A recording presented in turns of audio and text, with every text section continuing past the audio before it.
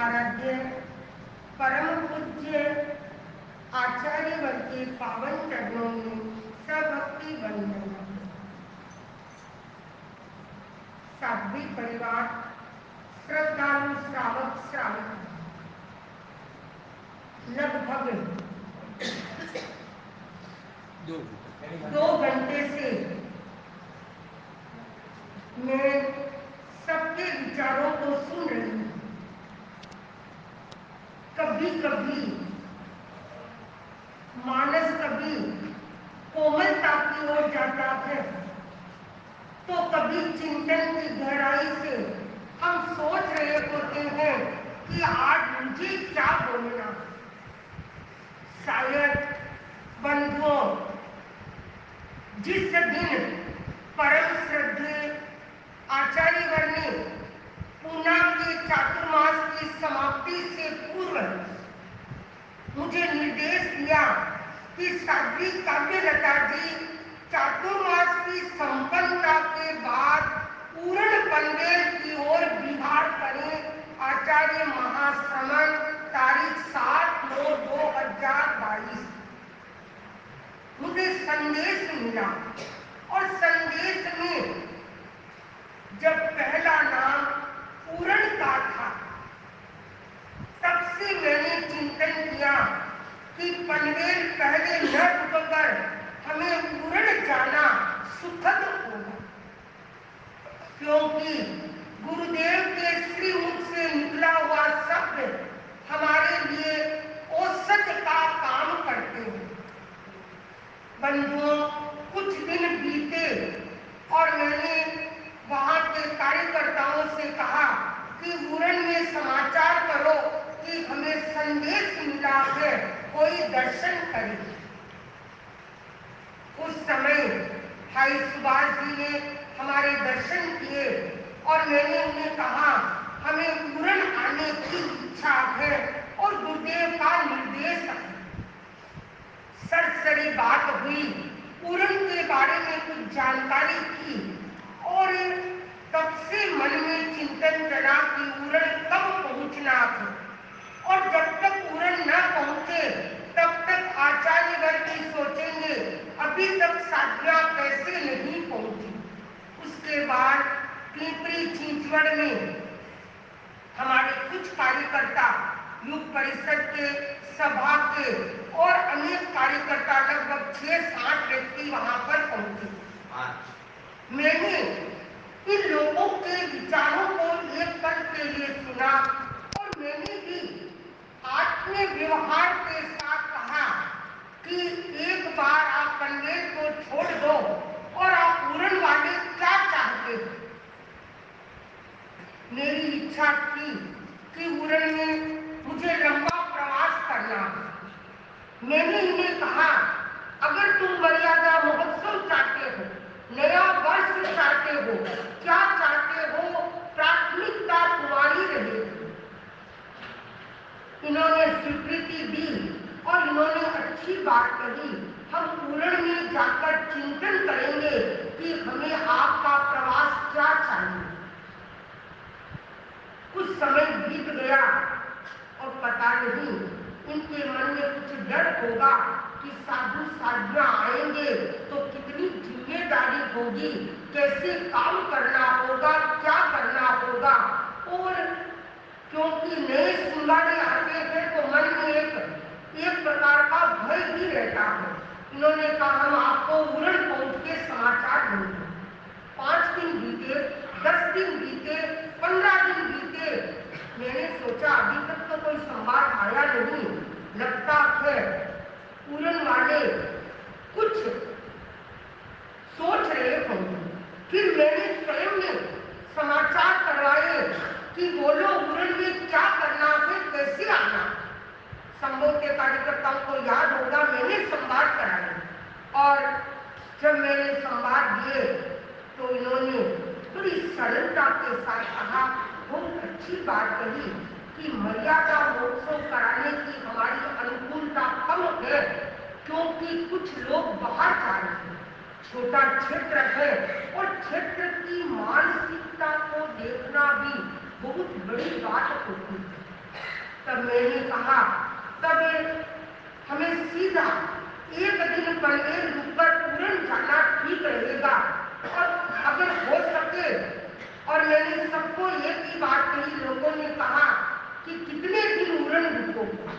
वंदनिया साध्वी प्रमुखा श्री जी ने भी मुझे पूछा कि तुम उड़न जा रहे हो, कितने दिन तक रुकने की मानसिकता हो? साध्वी बरिया जी ने भी पूछा। मैंने एक ही बात कही कि मैं उड़न जा रही हूँ, वहाँ दुकानदारी लगाएंगे, अगर हमें लगेगा माल बिकता है और कुछ लाभ होता है तब तो कुछ रुकेंगे, नहीं तो पंगे आ जाएंगे। पर बंधुओं, हम पूर्ण आए और मेरी प्रारंभ से इच्छा थी कि मुझे अधिक समय पूर्ण को देना, क्योंकि सिंगारों का आना कम होता है। और आप कह रहे हैं कि हमने किया। बंधुओं, हमने कुछ नहीं किया।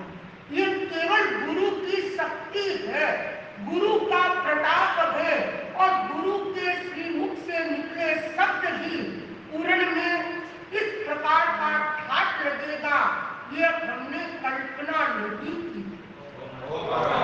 वस्तुतः मैं सोच रही थी, इतने व्यक्तियों की भावना, और भावना में केवल पत्र की भावना नहीं थी।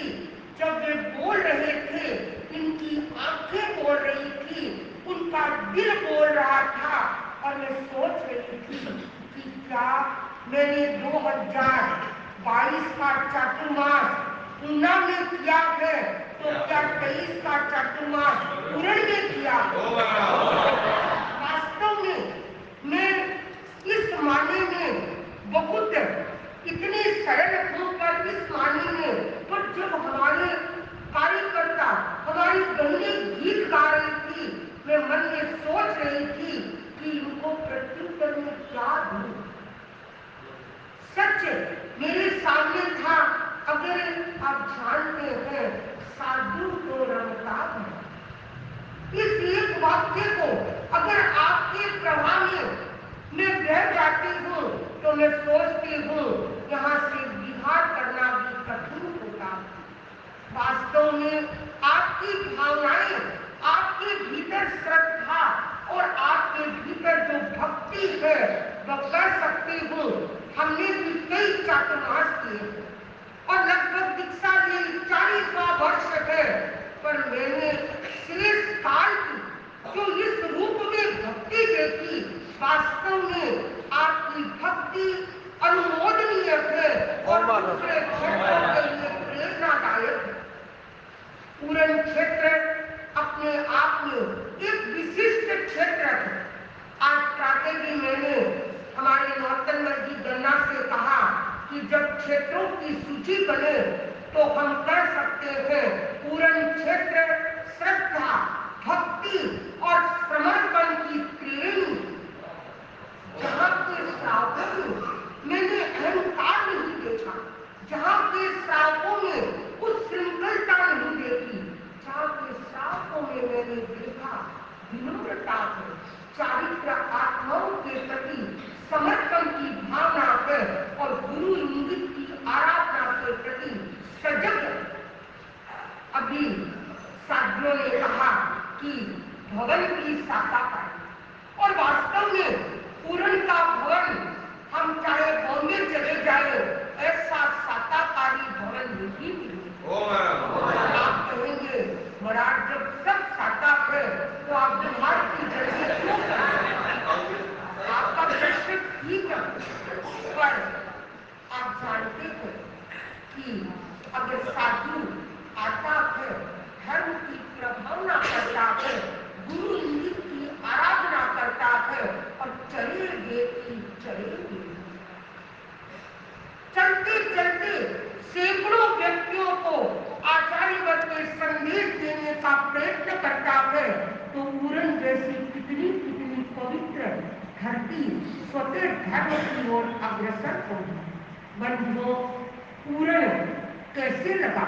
अभी साथियों ने गीत के माध्यम से कहा, और सबसे बड़ी बात मुझे उड़न में लगी यहाँ का 13 पंथ सभा के अध्यक्ष, मंत्री और जितने सदस्य, 13 पंथ युग परिषद के अध्यक्ष, मंत्री और उनकी संपूर्ण टीम, 13 पंथ महिला मंडल, 13 पंथ कन्या मंडल और हमारे छोटे किशोर, हमारे वृद्ध बुजुर्ग सम्माननीय श्रावक श्राविकाएं, जिनके दिल में कितना अपनत्व। मैं सोचती हूँ, मुझे भी आज लग रहा है, अभी कह रहे थे कि जब बेटी को विदाई देते हैं तो शायद गीली आंखें खुलती हैं, पर सच कहती हूँ, आज आपके उड़न से इस मंगल भावना समारोह में मुझे भी लगता है कि मैं अपने पीहर को छोड़कर अन्यत्र जा रही हूँ। ऐसी श्रद्धा, भक्ति और उसके साथ मैंने देखा यहाँ पर सब दृष्टि से साटा है, कोई कमी नहीं है।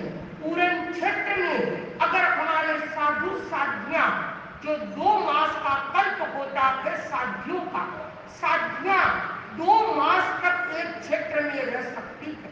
शायद पहले हमने कुछ इस विषय में सोचा होगा और कुछ किया होता तो शायद ये कह सकती हूँ कि उड़न क्षेत्र 2 मास का शेष काल में रहने का शाकाहारी क्षेत्र है। मछली, पानी और भाई बहन बड़े शाकाहारी है। इसके साथ ही भवन, और कल भी हमारे पूना के एक श्रावक आए, उन्होंने कहा, दरवाजा खोला और खोल कर देखा कि महाराज ऊपर क्या है। मैंने कहा यहाँ हमारे घर, बड़े प्रसन्न हुए और उन्होंने कहा भवन के ऊपर घर होना बहुत ही शाकाहारी होता है। और वास्तव में बंधुओं, आज मैं इस मंच से कहना चाहूंगी कि हमारे दोनों परिवार, भाई दिनेश जी का परिवार और कांति लाल जी कमलेश, जो ये परिवार हमारे ऊपर रहते थे, बड़े शाकाहारी हैं। प्रातः उठते ही वे चाय पिए या नहीं पिए, पहले साधु साधियों को भावना बांटे और अभिषेक, जिसके दिल और दिमाग में केवल हम साथियां ही रहती, वो सोचता कब महाराज को बैराम। और शायद अभिषेक की भक्ति को हमारी बहनें भी कहती है कि महाराज अभिषेक से भावना बनी। हमारे भाई कहते हैं, कभी कहता महाराज पुष्पों